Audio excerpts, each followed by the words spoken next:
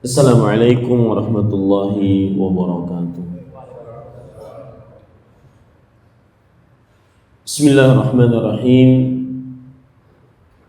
Innal hamdalillah nahmaduhu wa nasta'inuhu wa nastaghfiruh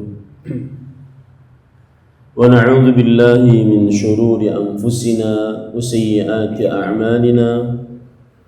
Man yahdihillahu fala mudilla lahu wa man yudlil fala hadiya lahu.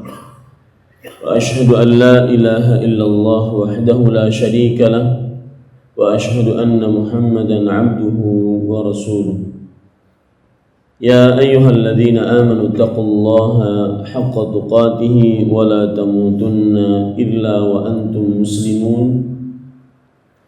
Ya ayyuhan nasu taqu rabbakumul ladzi khalaqakum min nafsin wahidah wa khalaqa minha zawjaha wa batha minhuma rijalan katsiran wa nisaa'a wattaqullaha alladzi tasaaluna bihi wal arham innallaha kana 'alaikum raqiba. Ya ayyuhalladzina amanu taqullaha wa qulu qawlan sadida yuslih lakum a'malakum wa yaghfir lakum dhunubakum wa man yuti'illaha wa rasulahu faqad faza fawzan 'azima. Amma ba'du, fa inna asdaqal hadithi kitabullah wa ahsanul hadi hadi Muhammadin sallallahu alaihi wa ala alihi wasallam wa syarrul umuri muhdatsatuha wa kullu muhdatsatin bid'ah wa kullu bid'atin dhalalah wa kullu dhalalatin finnar. Alhamdulillah, kita bersyukur pada Allah Subhanahu wa taala pada pagi ini setelah salat subuh Sabtu pagi 18 Rabiul Tsani 1436 Hijriah, kita ditakdirkan oleh Allah Subhanahu wa taala untuk duduk bersama mengkaji ayat-ayat suci Al-Qur'an atau hadis-hadis Rasul sallallahu alaihi wa ala alihi wasallam dalam sebuah tema sunnah-sunnah yang ditinggalkan. Salawat dan salam semoga selalu Allah berikan kepada Nabi kita Muhammad sallallahu alaihi wa ala alihi wasallam, pada keluarga beliau, para sahabat, serta orang-orang yang mengikuti beliau sampai hari kiamat kelak. Dengan nama-nama Allah yang husna dan sifat-sifat yang ulia, saya berdoa, Allahumma aslih lana dinana alladhi huwa ismatu amrina wa aslih lana dunyana allati fiha ma'ashuna wa aslih lana akhiratana allati fiha ma'aduna waj'alil hayata ziyadatan lana fi kulli khair waj'alil mauta rahatan lana min kulli syarr. Wahai Allah, perbaikilah urusan agama kami yang merupakan benteng diri kami, dan perbaikilah urusan dunia kami yang di dalamnya tempat tinggal kami, dan perbaikilah urusan akhirat kami yang di dalamnya tempat kembali kami, dan jadikanlah kehidupan sebagai tambahan bagi kami dalam setiap amal kebaikan, dan jadikanlah kematian sebagai peristirahatan bagi kami dari setiap keburukan. Amin ya rabbal alamin. Bapak ibu saudara-saudari yang dimuliakan oleh Allah, tema kita yaitu sunnah-sunnah yang ditinggalkan. Saya diberi waktu sampai jam 6:30. Itu plus pertanyaan atau gimana? Lanjut pertanyaan, berarti materi 1 jam. Perhatikan baik-baik dari tema ini, dari temanya saja kita akan kupas beberapa hal. Yang pertama yaitu sunnah-sunnah yang ditinggalkan. Yang pertama yang akan kita kupas adalah kenapa sunnah itu ditinggalkan. Yang kedua, makna sunnah di dalam Islam. Yang ketiga yaitu keutamaan mengamalkan sunnah Rasul sallallahu alaihi wasallam. Yang keempat, contoh-contoh dari sunnah-sunnah yang ditinggalkan di dalam agama Islam. Poin pertama yaitu kenapa sunnah ditinggalkan. Di sini saya ingin menyinggung sedikit sebuah fenomena yang terjadi di tengah diri kita. Jangan orang lain, akan tetapi diri kita. Kalau kita perhatikan, kenapa sunnah itu sampai ditinggalkan? Padahal dia sunnah Rasul Sallallahu Alaihi Wasallam. Kenapa sunnah tersebut kita berani meninggalkannya? Padahal dia adalah ajaran Rasul Sallallahu Alaihi Wasallam. Maka jawabannya adalah karena tidak ada teguran dari Allah Subhanahu wa taala di dunia. Maka timbullah as-sunan al-mahjurah. Timbullah kebiasaan manusia meninggalkan sunnah Nabi Muhammad sallallahu alaihi wasallam. Saya beri contoh, misalkan seorang pegawai, dia tatkala dimarahi oleh direkturnya, atasannya, karena mungkin terlambat atau mungkin melakukan kesalahan dalam pekerjaannya, atau mungkin melakukan keteledoran dalam pekerjaannya. Maka tatkala pegawai ini diperingati oleh atasannya, tuannya, bosnya, manajernya, maka peringatan tersebut akan membekas pada dirinya, sehingga untuk kedepannya dia bertekad di dalam jiwanya, dalam hatinya, sebuah tekad untuk tidak melakukan kesalahan yang sama di kemudian hari. Apalagi kadang-kadang peringatan tersebut didapati olehnya di hadapan pegawai-pegawai lainnya yang membuat dia sangat malu. Maka mungkin karena kesalahan, misalkan terlambat masuk kantor, maka karena peringatan langsung tadi, si pegawai ini memberitahukan kepada anak istrinya, besok saya tidak akan boleh terlambat, tidak akan ada yang boleh ganggu saya jam sekian, sehingga saya tidak terlambat untuk masuk kantor. Kenapa? Karena ada teguran langsung dari atasannya, dari manajernya. Ustaz, kok jauh sekali sunnah dengan itu? Perhatikan baik-baik. Dalam kehidupan beragama, seseorang akan mawas diri, akan senantiasa hati-hati tatkala dia ditegur langsung. Cuma permasalahannya, seorang manusia tidak akan pernah mendapatkan teguran langsung dari Allah Subhanahu wa taala di dunia. Tidak seperti pegawai tadi, sekali melakukan kesalahan, sekali terlambat, sekali tidak becus dalam pekerjaannya, dia akan diberitahukan, dia akan diperingati, dia akan bahkan mungkin dikurangi gajinya, dia akan mungkin diberikan sanksi dan semisalnya. Dan untuk kehidupan beragama kita, kalau itu untuk perkara dunia, untuk kehidupan beragama kita, problemnya adalah kita tidak pernah akan mendapatkan teguran langsung dari Allah.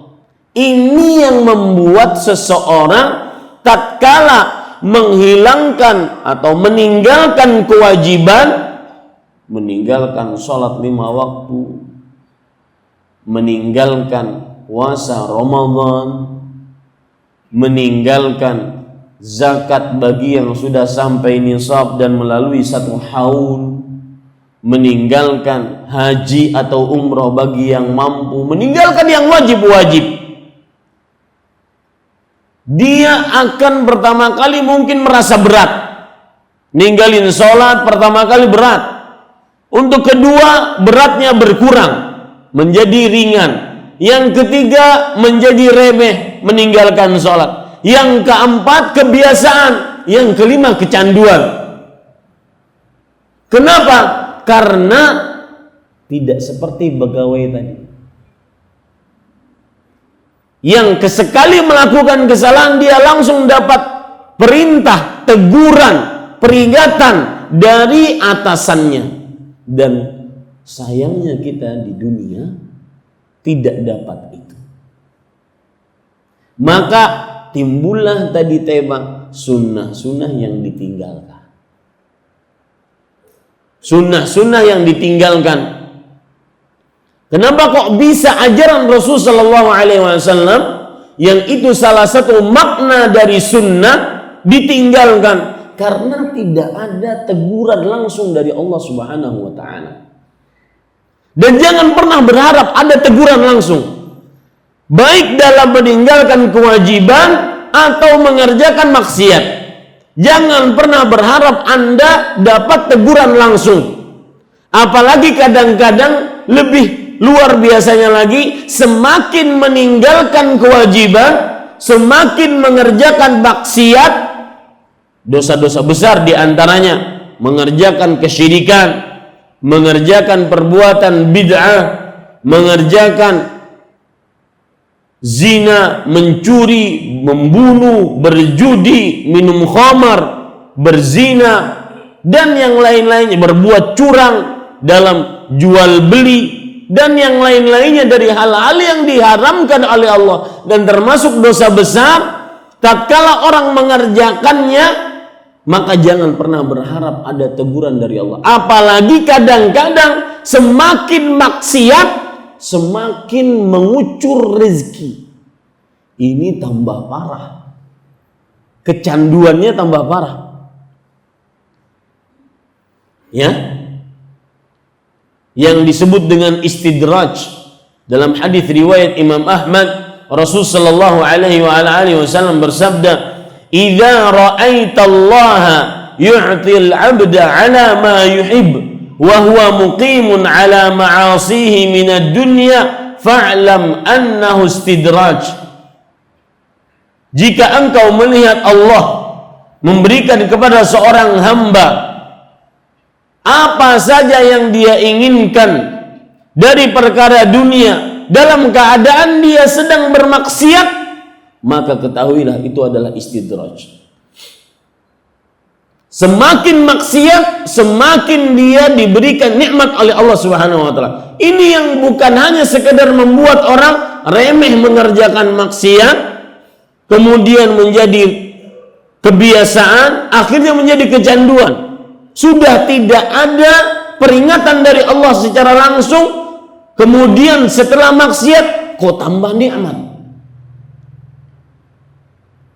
Ini makanya timbul akhirnya sunnah-sunnah yang ditinggalkan. Semestinya tidak akan pernah ada sunnah-sunnah yang ditinggalkan. Oleh karenanya, sebagai muqaddimah saya katakan, sekali lagi, jangan pernah berharap Anda tatkala meninggalkan kewajiban atau melakukan maksiat ditegur langsung oleh Allah. Wahai fulan, kenapa engkau meninggalkan sholat? Kenapa engkau sholat di luar waktu? Kenapa engkau sholat tidak khusyuk?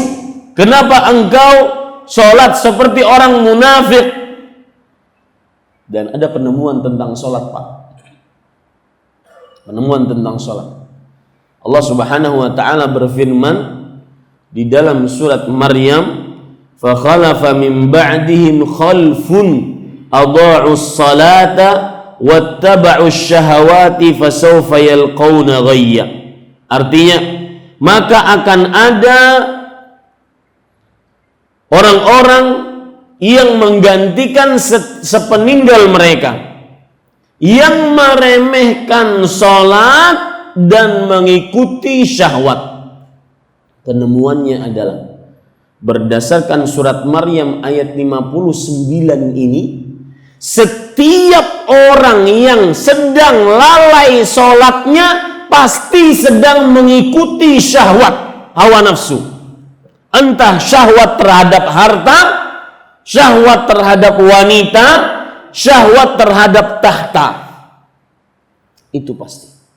Yang sedang meremehkan sholat, pasti dia sedang mengikuti hawa nafsu. Ini dua hal yang bergandengan, dan sering di dalam Al-Quran selalu seperti itu. Dua hal bergandengan, saling melazimkan satu dengan yang lainnya. Fakhalafa min ba'dihi khalfun adha'us salata wattaba'us syahawati fasawfa yalqawna ghayyan. Maka akan ada orang-orang yang menggantikan sepeninggal mereka yang meremehkan sholat. Kapan terjadi peremehan sholat? Kalau apa tadi? Mengikuti hawa nafsu, syahwat. Ya, lihat saja orang-orang yang di pasar. Hayya 'ala shalah, hayya 'alal falah, maka tidak digubris. Kenapa? Karena sibuk dengan syahwat terhadap harta. Lihat saja. Kadang-kadang terjadi pengantin baru. Sebelum pengantin menjadi pengantin, saf pertama, bahkan mungkin muadzin. Tatkala sudah menikah, maka menjadi saf yang terakhir. Bahkan mungkin masbuk. Kenapa? Karena syahwat terhadap wanita, syahwat terhadap tahta. Setiap orang yang sedang meremehkan, melalaikan sholat, pasti dia sedang mengikuti syahwat. Itu selalu pasti. Nah, tatkala dia meremehkan sholat tersebut, baik mengerjakannya di akhir waktu seperti orang munafik, dan ini juga hal yang berkaitan satu dengan yang lain. Saya sebutkan tadi, ada dalam Al-Quran Allah menyebutkan secara tersirat hal-hal yang berkaitan satu dengan yang lainnya. Contohnya, orang munafik, ciri dominan, karakteristik yang paling tinggi dari orang munafik adalah perihal sholat. Yaitu sholatnya pasti terlambat dan tidak khusyuk, tidak tumakninah. Ya, tidak khusyuk dan tidak tumakninah. Allah Subhanahu wa taala berfirman di dalam Al-Qur'an, innal munafiqina yukhadi'una Allah wa huwa khadi'uhum wa idza qamu ila salati qamu kusala yura'una an-nas wa la yadhkuruna Allah illa qalilan. Surat An-Nisa ayat 142. Jika Anda ingin melihat ada sifat orang munafik pada diri Anda atau tidak, lihat surat An-Nisa 142. Terutama yang berkaitan dengan sholat. Sesungguhnya orang-orang munafik, mereka menipu Allah dan Allah membalas tipuan mereka. Orang-orang munafik jika bangun menuju sholat, mereka bangun dalam keadaan malas. Salah satu tafsiran yang disebutkan oleh Abdullah bin Abbas radhiyallahu anhuma, maksud orang munafik malas tatkala mendirikan sholat adalah mengakhirkan waktu sholat. Sebagaimana sabda Rasul sallallahu alaihi wasallam, ketika ada orang yang terlambat mengerjakan sholat asar sampai mau terbenam matahari, ketika sudah benar-benar dua atau tanduk syaitan yang menunjukkan mau terbenamnya matahari, ingin tenggelam, baru dia bangun untuk mengerjakan sholat asar. Setelah tidak berapa lama sholat asar, adzan maghrib. 5 menit 2 sholat sekaligus dia kerjakan. Kata Rasul sallallahu alaihi wasallam, tilka salatul munafiq, tilka salatul munafiq, tilka salatul munafiq. Itulah salatnya orang munafik. Itulah salatnya orang munafik, itulah salatnya orang munafik. Yarqubu syams hatta idza, dia menunggu matahari sampai jika matahari tersebut mau terbenam, maka baru dia bergegas mengerjakan sholat asar. Ini maksud daripada jika mereka bangun mendirikan sholat, mereka bangun dalam keadaan malas. Ini sifat dominan yang sangat erat dari orang munafik. Anda ingin tahu Anda munafik atau tidak? Lihat dari sholatnya. Wala yadhkuruna Allah illa qalilan, dan tidak menyebut nama Allah di dalam salatnya, tidak khusyuk, tidak tumanina, kecuali sedikit saja. Nah, Bapak Ibu saudara-saudari, kembali ke permasalahan tadi. Kenapa ada sunnah al-mahjurah? Sunnah-sunnah yang ditinggalkan, salah satu penyebabnya adalah tatkala kita mengerjakan hal maksiat atau meninggalkan kewajiban, tidak ada pertanyaan dari Allah Subhanahu wa taala di dunia. Ini yang menyebabkan akhirnya timbul di tengah kaum muslim umat Nabi Muhammad SAW ada sunnah yang ditinggalkan. Oleh sebab itu, sebagai muqaddimah, saya ingin mengatakan agar kita bisa seperti pegawai tadi.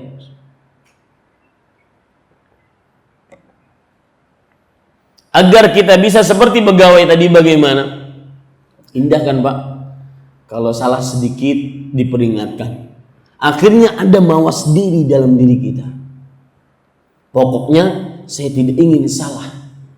Saya tidak ingin diperingatkan lagi. Terutama kadang-kadang diperingatkannya di dunia. Cuma permasalahannya Pak, sahabat Nabi, menantu Rasulullah sallallahu alaihi wasallam telah mengabarkan bahwasanya beliau berkata,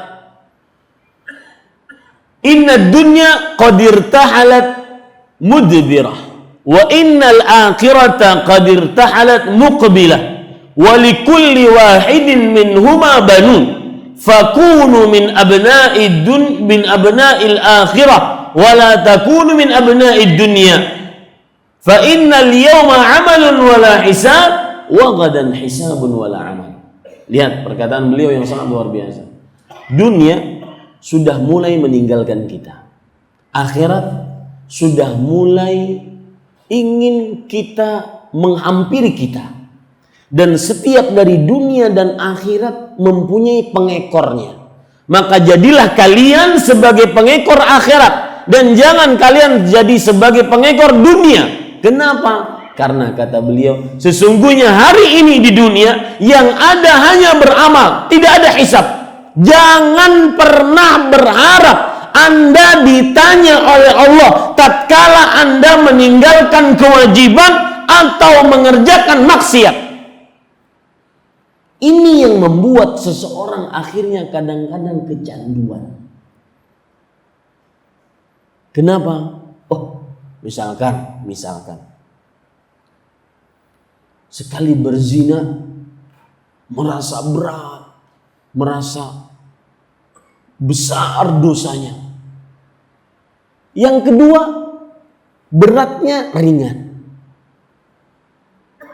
berkurang beratnya. Yang ketiga, remeh. Yang keempat, menjadi kebiasaan. Yang kelima, kecanduan. Kalau tidak berzina, na'udzubillah, maka ada yang kurang. Para ikhwah, bapak ibu, saudara-saudari yang dimuliakan oleh Allah, sekarang berarti tugas kita harus mencari kiat agar bagaimana selalu merasa diawasi, ditegur, diperingati oleh Allah, agar kita tidak kecanduan maksiat.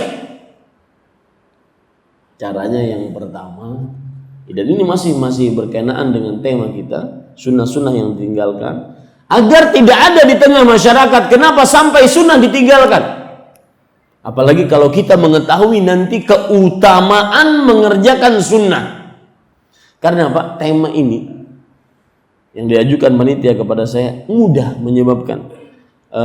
menyebutkannya. Sunnah yang ditinggalkan A, B, C, D, E, tinggal kita mengamalkannya.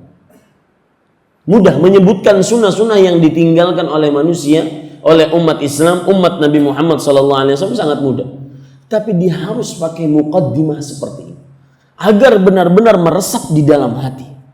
Kenapa kok bisa-bisanya sunnah Rasul yang salah satu makna dari sunnah, setelah ini saya akan kupas makna-makna sunnah, adalah ajaran Nabi Muhammad SAW ditinggalkan. Maka untuk merasa senantiasa diawasi, ditegur sebagaimana si pegawai tadi ditegur, diperingati, maka ada beberapa cara. Yang pertama, agar merasa terus ditegur, diperingati, diawasi oleh Allah. Faedahnya apa tadi? Sehingga tidak bermudah-mudah meninggalkan kewajiban yang akhirnya menjadikan itu kebiasaan bahkan kecanduan, atau tidak bermudah-mudah mengerjakan maksiat yang akhirnya menjadi kebiasaan bahkan sampai kecanduan. Kiat yang pertama yaitu seseorang harus meyakini seyakin-yakinnya tanpa ada keraguan di dalamnya bahwa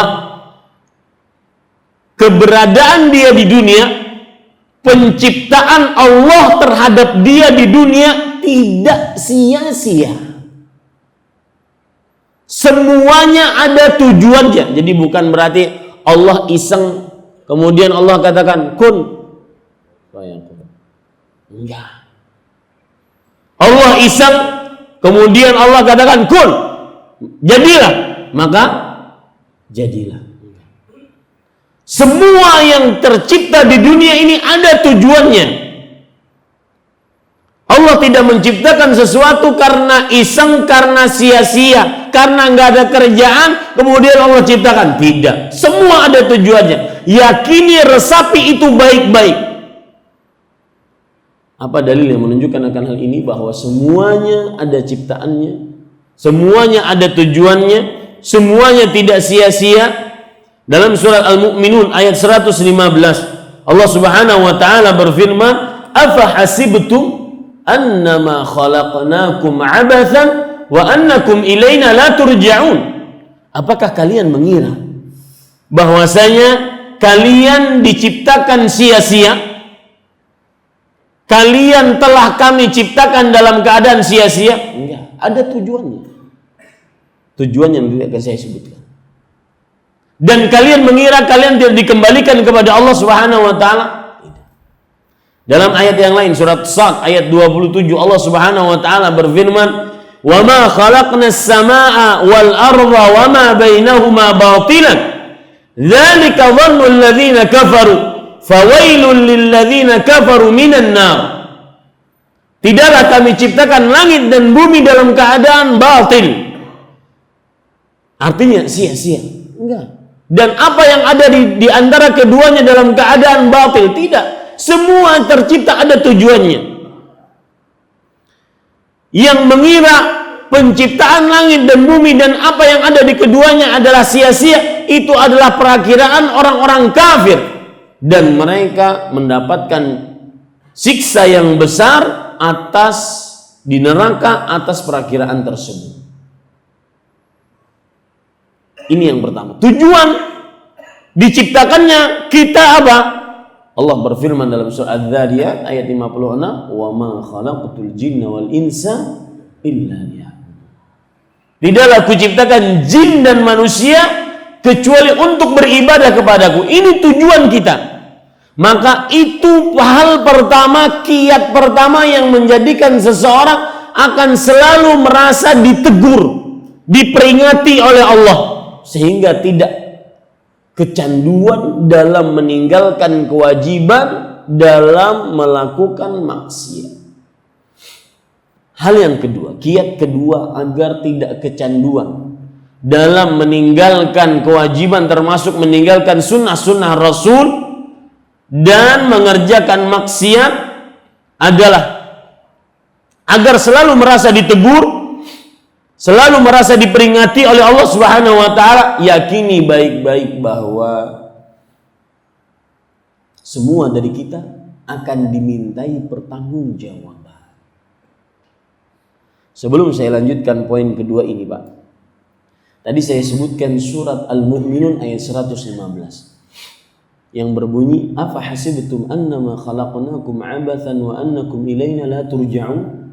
Apakah kalian mengira bahwasanya kami telah ciptakan kalian sia-sia dan kalian tidak akan dikembalikan kepada Allah Subhanahu wa taala? Ayat ini sebagai pengetahuan sering digunakan oleh Syekhul Islam Ibnu Taimiyah sebagai ayat ruqyah. Sebagai ayat apa? Ruqyah. Mengingatkan kepada jin yang masuk ke dalam diri seseorang agar dia bertobat kepada Allah Subhanahu wa taala. Bahwa Anda ketika mengganggu manusia, wahai jin, Anda diciptakan oleh Allah itu tidak sia-sia. Dan Anda akan dikembalikan kepada Allah Subhanahu wa taala. Ini yang, dan beberapa orang yang mencoba memang manjur. Jin akan takut dengan ayat ini. Karena diingatkan kembali tujuan adanya dia. Diingatkan kembali dia kepada Allah Subhanahu wa taala. Kita lanjutkan yang kedua, agar merasa ditegur oleh Allah, diperingati oleh Allah, sehingga tidak ada sunnah mahjurah, tidak ada sunnah-sunnah yang ditinggalkan, yaitu yang kedua seperti yang saya sebutkan tadi, yakini baik-baik semua dari apa yang kita perbuat dan kita ucapkan akan dimintai pertanggungjawaban oleh Allah. Makanya ada malaikat yang mengawasi, menjaga. Allah berfirman di dalam Al-Quran, "Ma yalfidhu min qawlin illa ladaihi raqibun atid." Surat Qaf ayat 18. Artinya tidak ada ucapan yang terucap kecuali ada malaikat yang mengawasi. Raqib itu artinya mengawasi. Atid artinya mengintai sambil menulis. Dan itu bukan nama. Ya, bukan namanya malaikat, namanya si Raqib. Kemudian malaikat namanya si Atid, bukan. Ya, tetapi itu adalah sifat dari malaikat yang sifatnya muraqabah dan atadah, yaitu mengintai dan mengawasi. Allah Subhanahu wa taala berfirman di dalam Al-Qur'an, "Tsumma latus'alunna yauma idzin 'anil na'im." Kemudian kalian akan benar-benar ditanya pada hari itu tentang nikmat. Surat apa itu? Surat Al-Kautsar, At-Takatsur ayat 8. Kemudian kalian akan benar-benar ditanya pada hari itu tentang nikmat. Maka yakini baik-baik semua perbuatan kita, ucapan kita akan dimintai pertanggungjawaban oleh Allah Subhanahu wa taala. Seperti misalkan hadis riwayat Imam Tirmidzi dari Abu Barzah Al-Aslami radhiyallahu an. Nabi Muhammad sallallahu alaihi wasallam bersabda, "La tazulu qadama 'abdin yaumal qiyamah hatta yus'ala an 'umrihi fima afna wa an 'ilmihi fima fa'al wa an malihi min aina iktasabahu wa fima anfaqahu wa an jismihi fima ablah." Tidak akan bergeser kedua telapak kaki seorang hamba dari sisi Allah pada hari kiamat sampai dia ditanya tentang umurnya dihabiskan untuk apa, tentang ilmunya dia amalkan pada apa, tentang hartanya dia dapatkan dari mana, dia gunakan untuk apa. Yang kelima, tentang badannya dia pergunakan untuk apa. Semuanya akan ditanya. Ini yang akan menjadi senantiasa teguran, peringatan bagi seorang manusia. Kapan dia menggunakan waktunya, menggunakan badannya, penglihatannya, lisannya, pendengarannya, kemaluannya, makanya itu akan ditanya oleh Allah. Itu teguran selalu yang membuat seseorang akhirnya tidak meninggalkan sunnah-sunnah, sehingga tidak ada kajian seperti ini sebenarnya. As-sunan al-mahjurah, sunnah-sunnah yang ditinggal. Yang ketiga, kiat ketiga, yakini baik-baik tanpa ada keraguan sedikit pun, agar kita selalu merasa diawasi, diperingati, ditegur oleh Allah. Yakini baik-baik Allah Maha mengetahui, Al-Alim, Maha mendengar, As-Sami', Maha melihat, Al-Basir. Allah Subhanahu wa taala berfirman dalam surat Al-Alaq, alam ya'lam bi annallaha yara. Apakah dia tidak mengetahui bahwasanya Allah melihat? Yakini Allah melihat, niscaya itu akan menjadi counter kita untuk jangan kecanduan. Mengerjakan maksiat saja kita tidak berani, karena Allah Maha melihat. Jangan kecanduan, meninggalkan satu sunnah saja kita tidak mau, karena Allah Maha melihat. Yakini baik-baik Allah Maha mengetahui, dan pengetahuan Allah tanpa batas, unlimited, tanpa batas, apa saja diketahui oleh Allah. Bahkan para ulama akidah sering mengatakan tentang pengetahuan Allah, ya'lamu ma kan wa ma yakun wa ma sayakun law kana kaifa yakun. Allah mengetahui yang telah terjadi, yang sedang terjadi, dan yang akan terjadi, bagaimana terjadi jikalau terjadi. Bingung kan? Itu pengetahuan Allah. Allah ya'lamu ma kan, mengetahui yang telah terjadi, wa ma yakun, yang sedang terjadi, wa ma sayakun idh law kana kaifa yakun, dan apa yang akan terjadi kalau seandainya terjadi, jikalau dia terjadi. Seperti misalkan Rasulullah SAW ditanya tentang auladul musyrikin.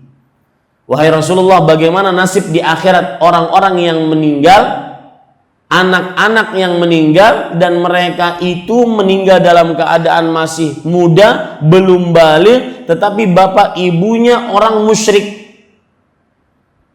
Maka Rasulullah SAW menjawab, Allahu a'lamu bima kanu amilin.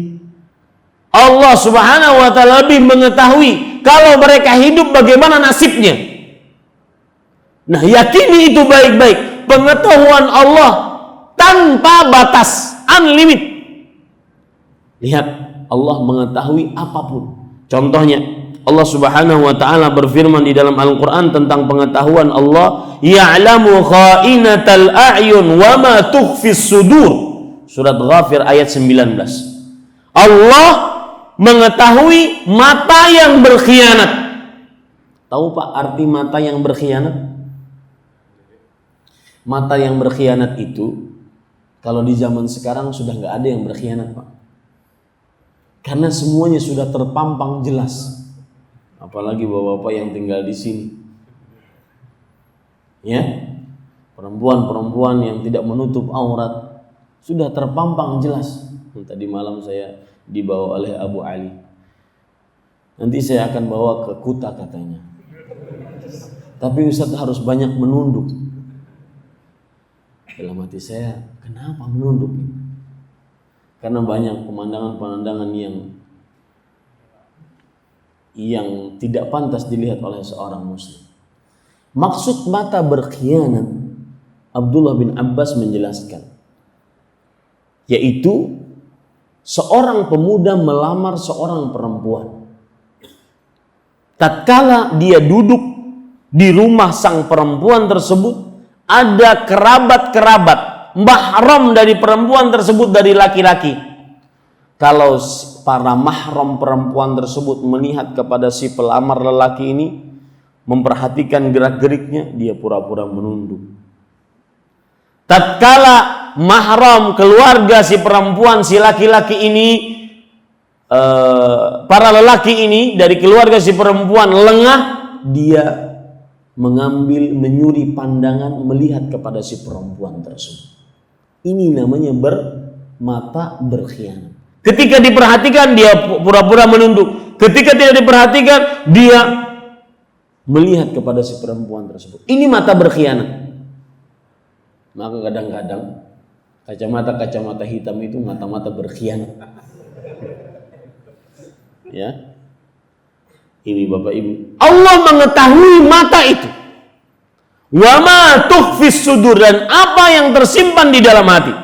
Bahkan para ikhwan yang dirahmati oleh Allah, permasalahan Allah mengetahui yang tersembunyi ini luar biasa. Dalam beberapa ayat suci Al-Quran, Allah Subhanahu wa ta'ala berfirman, Ya'lamu sirra wa akhfa. Allah Subhanahu wa ta'ala mengetahui yang rahasia dan yang tersembunyi.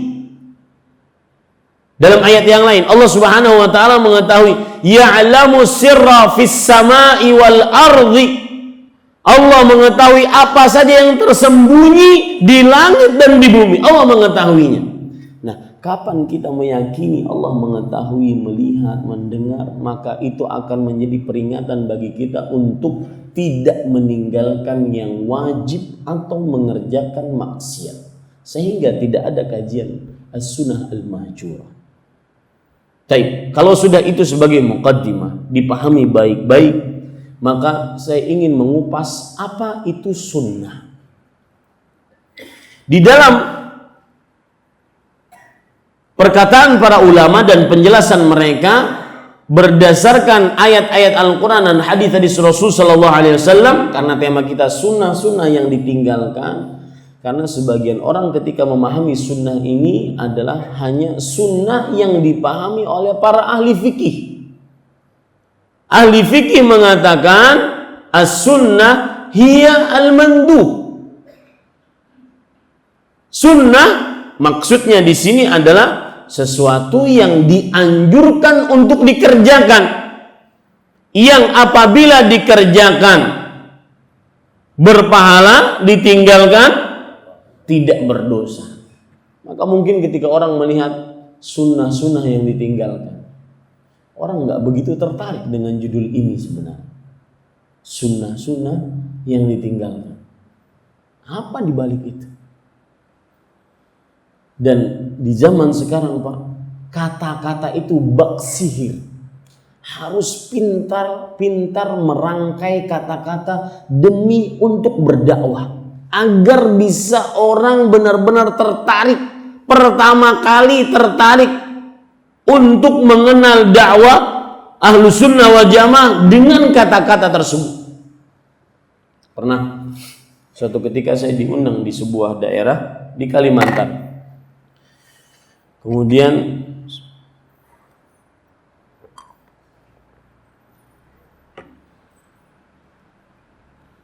panitia mengajukan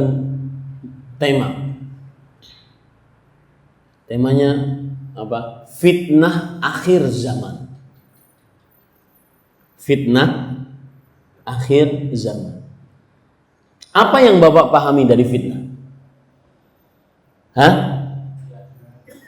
Fitnah apa artinya? Dalam bahasa Indonesia yang baik dan benar, fitnah apa artinya? Bapak memfitnah saya. Maksudnya apa berarti? Menuduh tanpa bukti. Itu namanya fitnah. Berarti kalau fitnah akhir zaman, orang yang belum mengenal bahasa-bahasa sunnah, orang umum melihat judul kajian itu fitnah akhir zaman, berarti menuduh tanpa bukti di akhir zaman.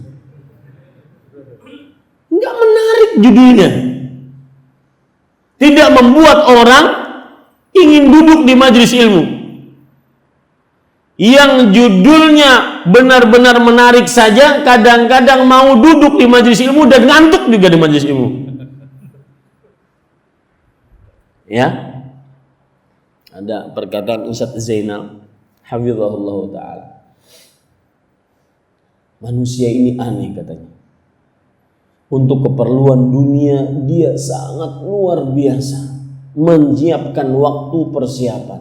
Tapi untuk keperluan akhirat, diantaranya menuntut ilmu, itu sekedarnya. Dalam seminggu kadang-kadang ikut kajian cuma dalam sebulan, bukan dalam seminggu. Dalam sebulan kadang-kadang ikut kajian cuma 4 kali. Berarti sekali seminggu. Itu pun kali pertama ngantuk. Kali yang kedua tidur, bukan ngantuk lagi. Kali yang ketiga nggak paham. Kali yang keempat terlambat. Nah, ini adalah sesuatu fenomena yang kadang-kadang terjadi tentang bagaimana hubungan manusia dengan dunia, dengan hubungan manusia dengan akhirat. Kembali ke permasalahan tadi. Sebagian orang mengira sunnah, jadi habis itu saya beritahu panitianya, ini fitnah di akhir zaman, antum maunya apa?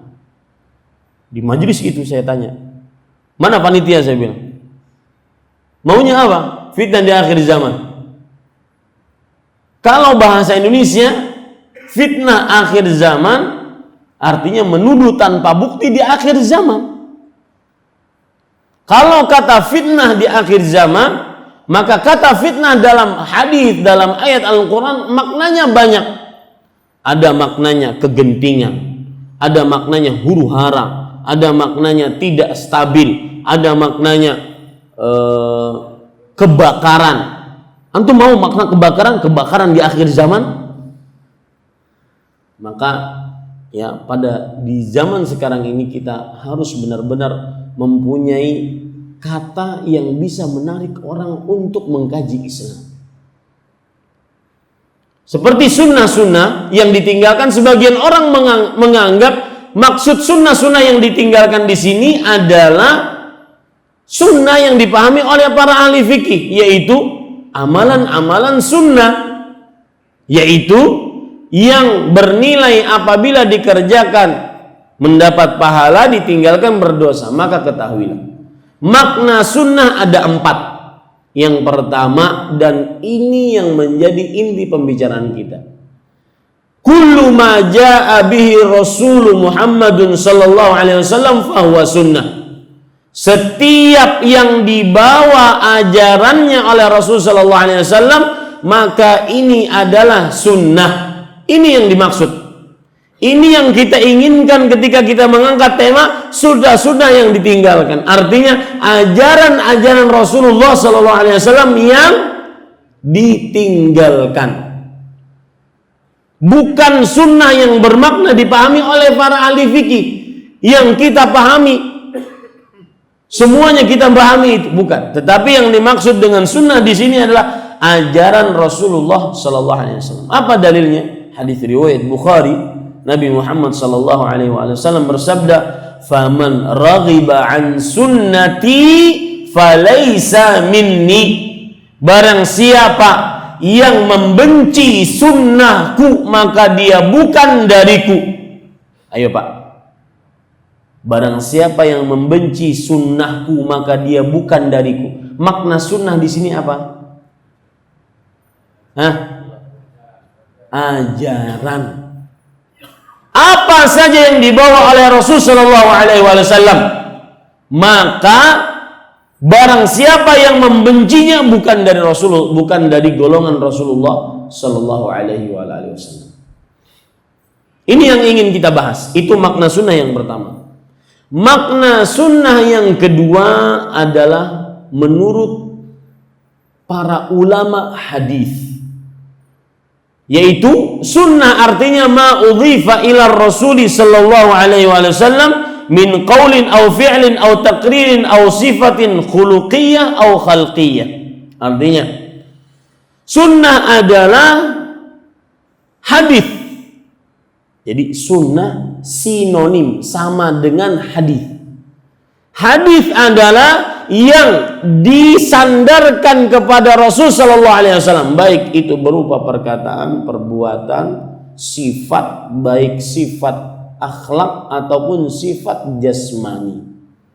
Itu sunnah. Tapi itu bukan yang kita bicarakan pada tema ini. Makna sunnah yang ketiga, yaitu Rasul sallallahu alaihi wasallam bersabda, makna sunnah yang ketiga yaitu sunnah artinya adalah kebalikan dari bid'ah. Bid'ah artinya amalan-amalan yang mengada-ngada dalam agama Islam. Maka makna sunnah adalah kebalikan itu, amalan-amalan yang sesuai dengan ajaran Islam. Seperti misalkan hadits Rasul sallallahu alaihi wasallam, Nabi Muhammad sallallahu alaihi wasallam bersabda, "Man 'amila 'amalan laisa 'alaihi amruna fahuwa rad." Barang siapa yang beramal yang tidak ada contohnya dari kami, maka amalannya tersebut tertolak. Ini amalan bid'ah. Kebalikan dari bid'ah adalah sunnah. Itu amalan-amalan yang dicontohkan oleh Rasulullah sallallahu alaihi wasallam. Intinya, ketika kita membahas tema sunnah-sunnah yang ditinggalkan, maksud sunnah di sini apa? Ajaran Rasulullah SAW yang ditinggal. Kalau berbicara ajaran, bukan hanya perihal sholat, atau lebih tepatnya bukan hanya perihal amal ibadah praktis. Kalau berbicara ajaran berarti mencakup 4 aspek kehidupan manusia, yaitu akidah, ibadah, muamalah, ataupun tingkah laku. Sunnah-sunnah yang ditinggalkan dari akidah Rasul SAW, ini langsung kepada contoh, karena waktu tinggal 10 menit. Contoh dari sunnah-sunnah Rasul SAW yang ditinggalkan adalah berakidah sesuai dengan akidahnya Rasulullah SAW. Berkeyakinan kepada Allah sesuai dengan keyakinan Rasulullah SAW. Apa itu? Mentauhidkan hanya kepada Allah. Ini sunnah ajaran. Ingat Pak, sekali lagi, hilangkan dari benak kita sunnah itu adalah amalan sunnah, sholat sunnah, puasa sunnah, enggak. Tapi sunnah yang dimaksud apa Pak? Ajaran Rasulullah SAW. Kalau berbicara masalah ajaran, berarti bukan hanya sekedar amalan ibadah praktis seperti sholat, puasa, zakat, haji, bukan. Tapi juga berkenaan dengan akidah, atau ibadah, atau muamalah, atau tingkah laku. Sunnah yang pertama yang ditinggalkan oleh manusia adalah akidah yang benar. Di antaranya masih percaya kepada tukang ramal. Bahkan di zaman sekarang tukang ramal menjadi selebritis. Tahu Pak arti selebritis? Coba buka dalam Kamus Besar Bahasa Indonesia. Selebritis itu artinya adalah orang yang terkenal. Ya, selebritis itu artinya adalah orang yang terkenal.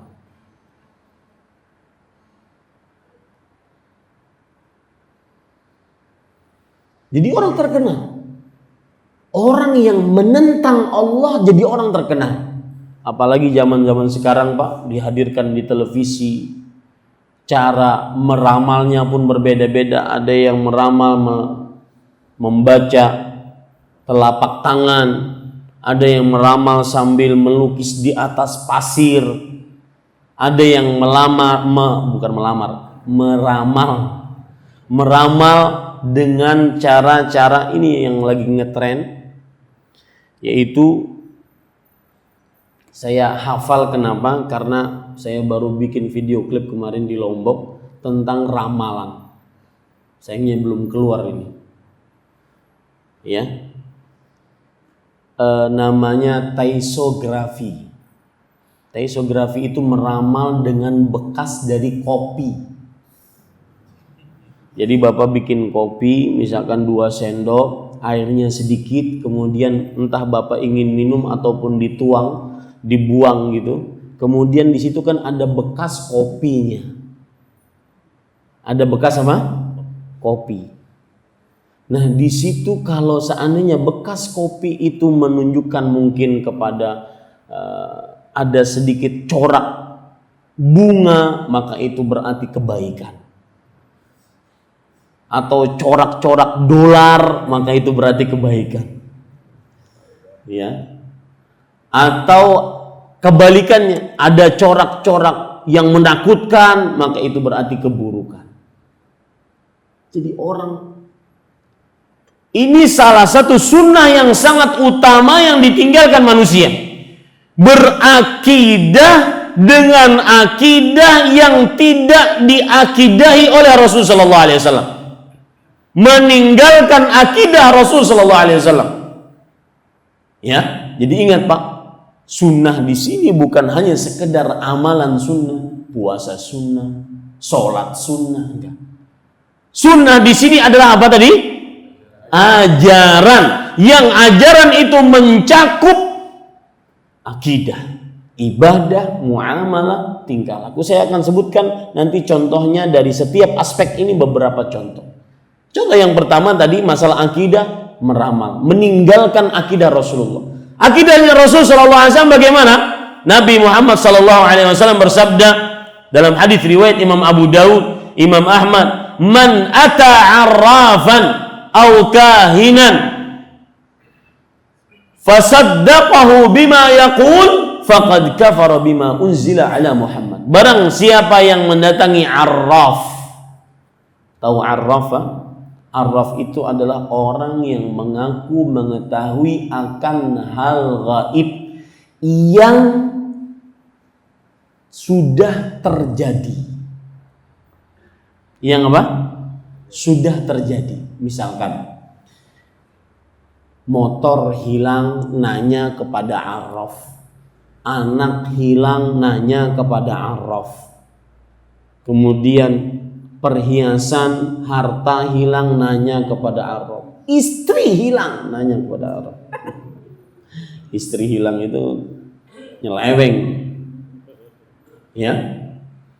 Barang siapa yang mendatangi arraf atau kahin, yaitu orang kahin, artinya jangan kasih nama anak kahin. Itu artinya peramal. Orang yang mengaku mengetahui akan hal gaib yang akan terjadi. Contoh, ingin menikah, nanya kepada kahin, cocok nggak tanggalnya tanggal ini. Yang kedua, ingin melakukan hajatan, bangun rumah, buka toko, ya, nanya kepada kahin. Kira-kira pantas tidak saya buka toko, bangun rumah, membuka usaha di sini, membeli motor, membeli mobil, dan yang kadang anehnya, ini baru saya tahu ketika saya pulang di Indonesia ini, orang ingin beli motor atau mobil, dan mobilnya atau motornya motor second, motor bekas, itu nomor mesinnya dibawa kepada kahin. Kira-kira cocok nggak ini kalau saya beli? Subhanallah. Nabi Muhammad SAW bersabda, barang siapa yang mendatangi arraf atau kahin, ingat Pak, jangan kasih nama anak arraf atau kahin. Itu namanya tukang ramal. Kenapa saya sering sebut jangan kasih nama anak ini? Karena saya sering ditanya, Ustadz, alhamdulillah saya dapat rezeki dari Allah mendapatkan kelahiran anak. Anaknya laki-laki atau perempuan, tolong namanya Ustadz. Tapi saya pesan namanya yang agak nyentrik. Jarang manusia bernama dengannya. Saya bingung, apa nama yang manusia jarang bernama dengannya? Saya bilang, Fir'aun. Nama ingin yang aneh-aneh. Ya, makanya dari tadi saya pesankan kepada Bapak sekalian, jangan kasih nama arraf atau kahin kepada anak-anak kita. Kembali kita ke permasalahan ini, bahwa itulah salah satu ajaran sunnah Rasul yang ditinggalkan, yaitu tidak percaya kepada kahin atau arraf. Lihat hadisnya tadi, barang siapa yang mendatangi kahin atau arraf lalu dia percaya dengan apa yang diucapkan, maka sungguh dia telah kafir dengan apa yang diturunkan kepada Rasul sallallahu alaihi wasallam. Kira-kira apa yang dikafiri oleh orang yang percaya kepada tukang ramal yang diturunkan kepada Rasul sallallahu alaihi wasallam, yaitu surat An-Naml ayat 65. Allah berfirman, "Qul la ya'lamu man fis samawati wal ardhil ghaiba illallah." Katakan wahai Muhammad, tidak ada yang mengetahui di langit dan di bumi akan hal gaib melainkan Allah. Ini ajaran Rasulullah SAW. Itu yang ditinggalkan oleh manusia. Yang kedua, contoh masalah akidah, ajaran yang ditinggalkan, sunnah yang ditinggalkan dalam masalah akidah, yaitu masih percaya kepada jimat. Dan ini secara khusus nanti saya akan bahas, apa judulnya, dosa terbesar itu kapan? Nanti malam. Ya, saya akan bahas secara rinci insyaallah taala nanti malam dosa terbesar. Tidak ada dosa yang lebih terbesar dibandingkan dosa ini. Termasuk meninggalkan sunnah Rasul, yaitu menyimpang dalam masalah akidah, dalam perkara masih memakai jimat dengan segala macam bentuknya. Nabi Muhammad SAW bersabda, "Man 'allaqa tamimatan faqad asyrak." Baik, kita berlalu dari masalah akidah. Sunnah Rasul yang ditinggalkan dalam masalah ibadah, yaitu banyak ajaran-ajaran dalam masalah ibadah praktis, seperti mengerjakan amalan-amalan yang sesuai dengan sunnah Nabi Muhammad SAW. Sholat tidak sesuai dengan petunjuk Rasul, ini berarti sunnah yang ditinggalkan. Sholat tidak sesuai dengan petunjuk Nabi Muhammad SAW, ini berarti sunnah yang ditinggalkan. Puasa tidak sesuai dengan petunjuk Rasul SAW, ini berarti sunnah yang ditinggalkan. Kita beralih ke permasalahan muamalah. Sunnah yang ditinggalkan oleh manusia umat Islam dalam permasalahan muamalah, yaitu diantaranya dalam permasalahan jual beli, jujur dalam jual beli, tidak melakukan riba dalam jual beli, tidak melakukan kecurangan dalam jual beli. Ini sunnah-sunnah yang kebanyakan ditinggalkan oleh manusia, umat Islam, umat Nabi Muhammad SAW di dalam permasalahan muamalah. Nabi Muhammad SAW bersabda dalam hadis riwayat Bukhari dan Muslim, "Al-bayyi'ani bil khiyar ma lam yatafarraqa fa in sadaqa wa bayyana burika lahuma fi bai'ihima wa in katama wa kadzaba lam yubarak lahuma fi bai'ihima atau muhiqat barakatu bai'ihima." Artinya, dua orang yang sedang melakukan transaksi jual beli masih di dalam masa khiyar, masa tanggung, masa penangguhan, selama belum berpisah. Kalau kedua-duanya menjelaskan, berkata jujur, maka akan diberkahi dalam jual belinya. Sunnah yang ditinggalkan dalam perihal muamalah adalah kejujuran. Jadi kontraktor, entah masjid, entah rumah, ya, maka dikurangi bahan-bahannya. Besinya mungkin yang diameternya sekian, ya, dikurangi. Batunya dikurangi. Cuma pasir saja, semennya dikurangi. Dan Nabi Muhammad SAW bersabda, "Man ghasya falaysa minni." Barang siapa yang menipu bukan dariku. Dengan segala macam bentuk penipuan. Yang aneh, Pak, saya pernah ketika di Arab Saudi, saya pernah baca berita online tentang bagaimana sebagian orang mengais rezeki dengan cara menipu, mengoplos, memalsukan. Contoh, daging dioplos, minyak dioplos, merica dipalsukan, merica. Saya pernah waktu itu ke Sumatera kalau tidak salah, ada kawan beliau mempunyai rumah makan. Kawan panitia kajian mempunyai rumah makan. Rumah makannya namanya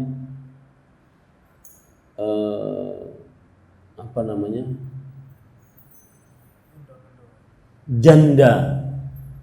Rumah makan janda. Jadi memang yang datang ke situ banyak jandanya. Padahal janda itu artinya Jawa dan Sunda. Nah, beliau cerita sampai merica Ustadz dioplos. Semangka disuntik agar tambah merah. Kemudian macam-macam. Cerita ini saya bawa ke kawan-kawan saya. Ketika saya di Arab Saudi, kawan-kawan saya sesama pendakwah berasal dari negara Filipina, kemudian Sri Lanka, Pakistan, India, Nepal. Saya ceritakan di Indonesia ada orang bikin daging bakso bukan dari daging sapi, tapi dari daging babi atau tikus. Orang mengoplos semangka, mengoplos apel, kemudian dan semisalnya. Mereka cerita, ya Ahmad, wahai Ahmad, kamu cerita seperti ini di negaramu, kamu baru tahu. Di negara kita itu sudah puluhan tahun berlaku seperti itu. Saya bilang ini namanya international crime.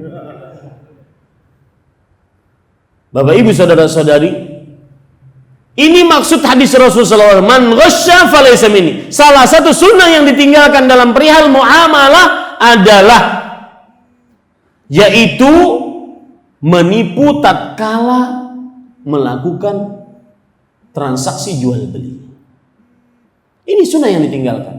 Termasuk sunnah yang ditinggalkan dalam perihal masalah muamalah yaitu hubungan antara suami istri. Nabi Muhammad sallallahu alaihi wasallam bersabda, khairukum khairukum li ahli wa ana khairukum li ahli. Perhatikan ini para suami. Sebaik-baik kalian adalah suami yang paling baik terhadap keluarganya. Maka termasuk sunnah yang ditinggalkan oleh para suami. Ini yang kadang-kadang saya pernah ngisi di, mungkin yang pernah ngelihat kajian saya di Roja TV, penyakit para suami. Salah satu kesalahan yang dilakukan oleh suami. Ini mumpung laki-laki hadir banyak di sini, karena kajian untuk ibu-ibu cuma ibu-ibu saja, nggak ada kajian untuk laki-laki khusus. Maka saya ingatkan di sini. Termasuk sunnah yang ditinggalkan dalam perihal berkeluarga adalah sering keluar rumah, lebih doyan ngobrol sama kawannya di luar rumah dibandingkan sama istrinya. Kalau sama keluar rumah, di luar rumah ngobrol sama kawan-kawannya itu bisa berjam-jam. Apalagi kadang-kadang di luar rumah tersebut disediakan sate kambing, gulai kambing. Bisa berjam-jam, lupa istri. Tapi giliran ngomong sama istri 5 menit tengkar.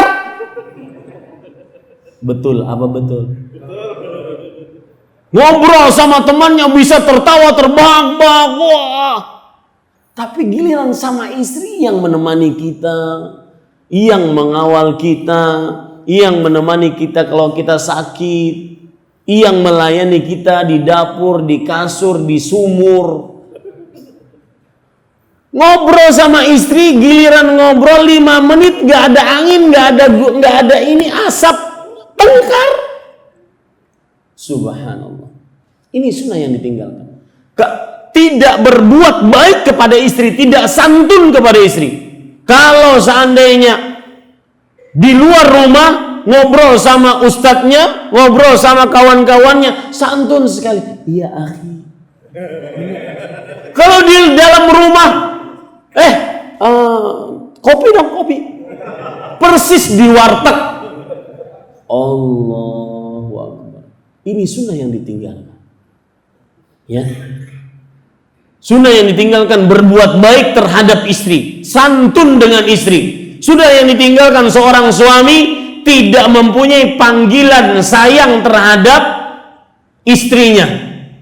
Pak, jangan manusia. sebuah gunung yang tadi malam saya ceritakan, Gunung Uhud. Rasulullah SAW bersabda, Jabalun yuhibbuna wa nuhibbuhu wa huwa min arkanil jannah.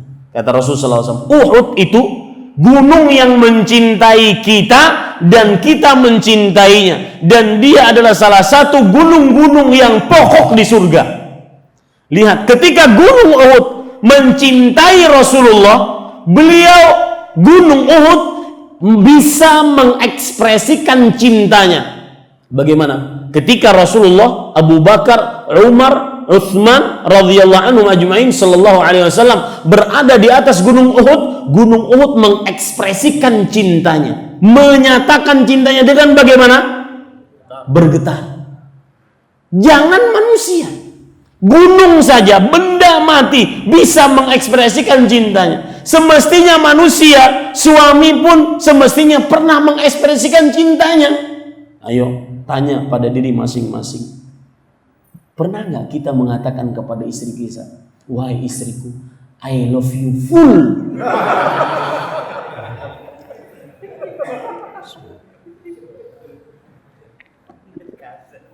Ya, nggak pernah punya panggilan sayang.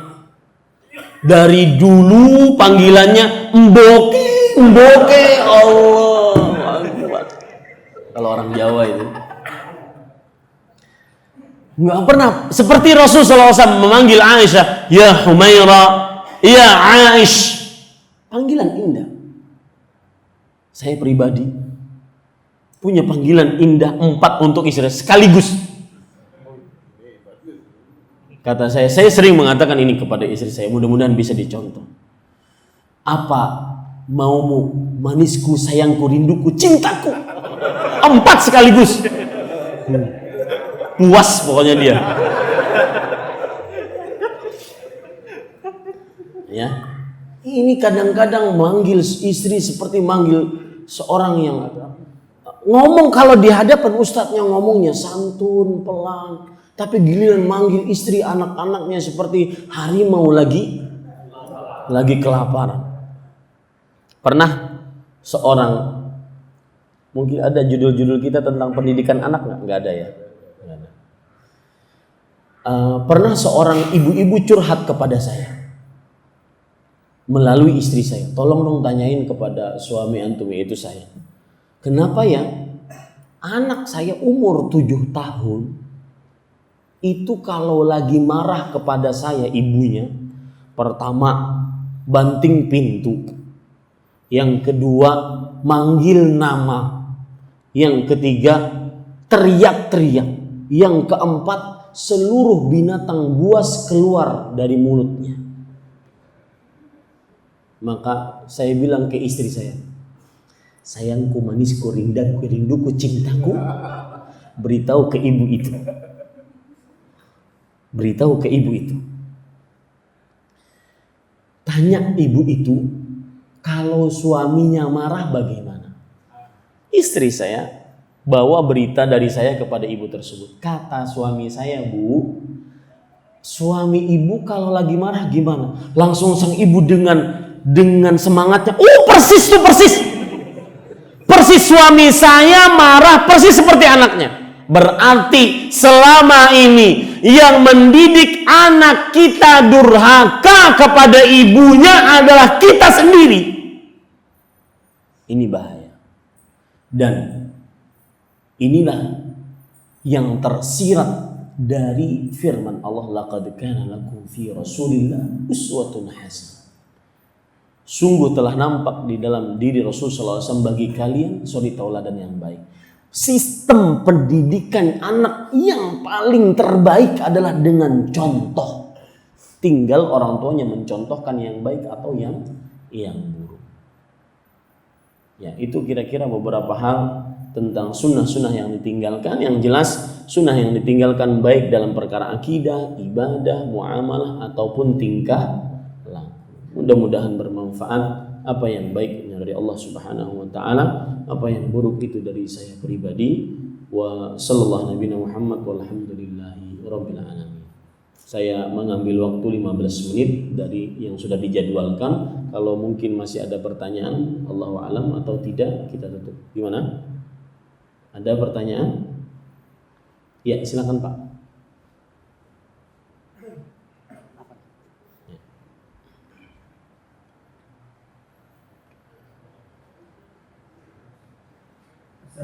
Assalamualaikum warahmatullahi wabarakatuh. Waalaikumsalam. Judul dakwahnya adalah sunnah yang ditinggalkan. Sebab sunnah yang ditinggalkan itu karena syahwat, akal dan wanita. Kemudian tadi juga menuduh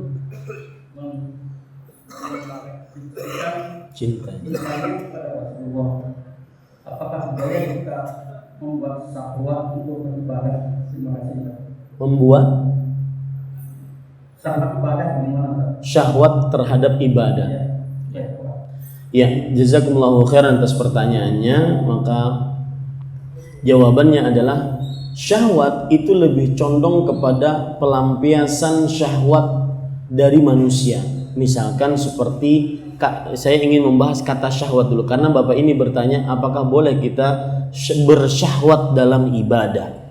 Maka kata syahwat di dalam bahasa Arab ataupun hawa nafsu itu lebih condong kepada syahwat seorang lelaki kepada perempuan.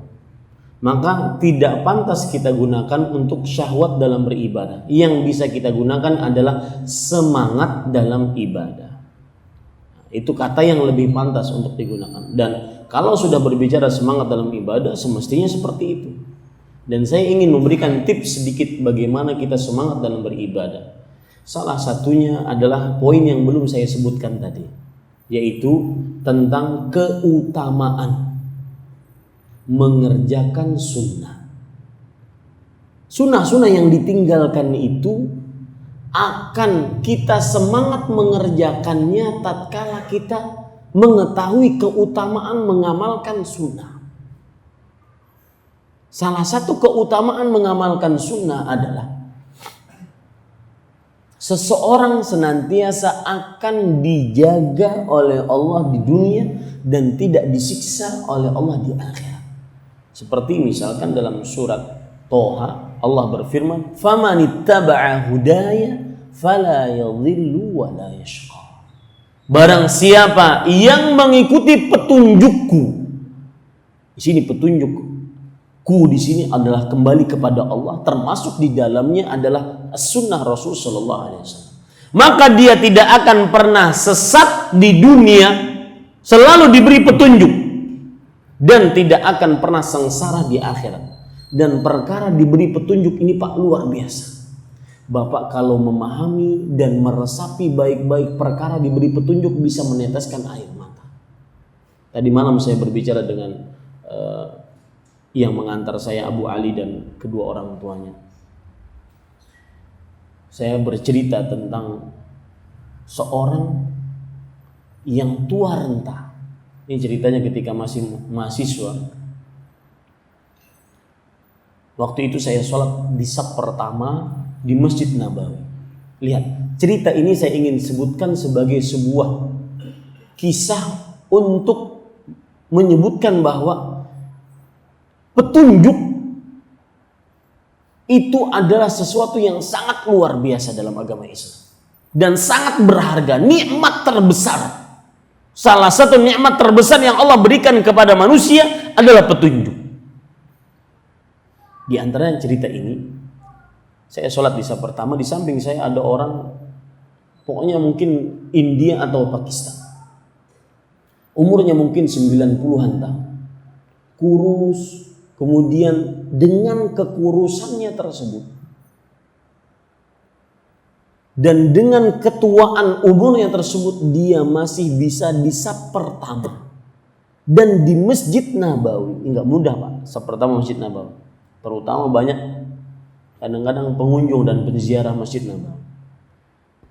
Dan itu pun sholatnya enggak duduk, sholatnya masih dalam keadaan beliau berdiri.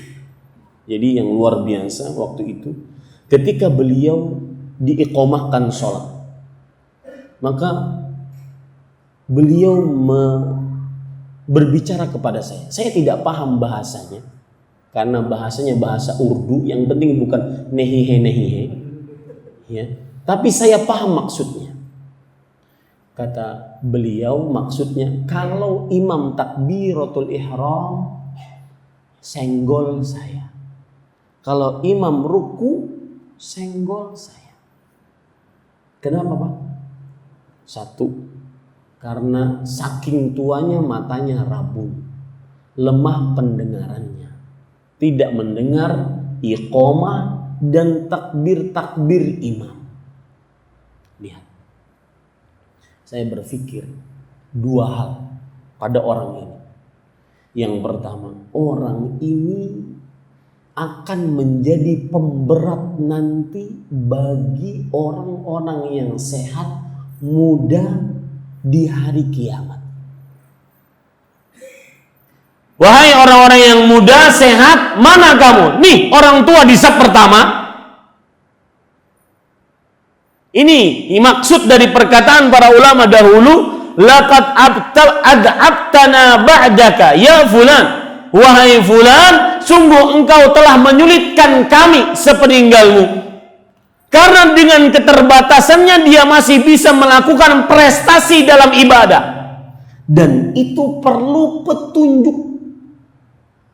Siapa yang mengikuti sunnah, maka dia akan diberikan petunjuk ini.